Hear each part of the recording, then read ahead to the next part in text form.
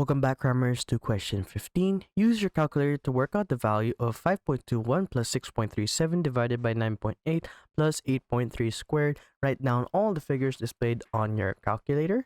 So we just have to input this 5.21 plus 6.37, which is then divided by 9.8.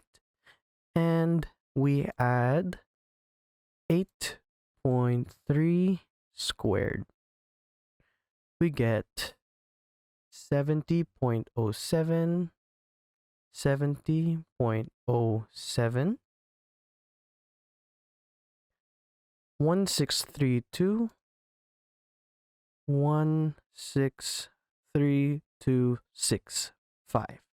Thanks for watching. Cram, then scram.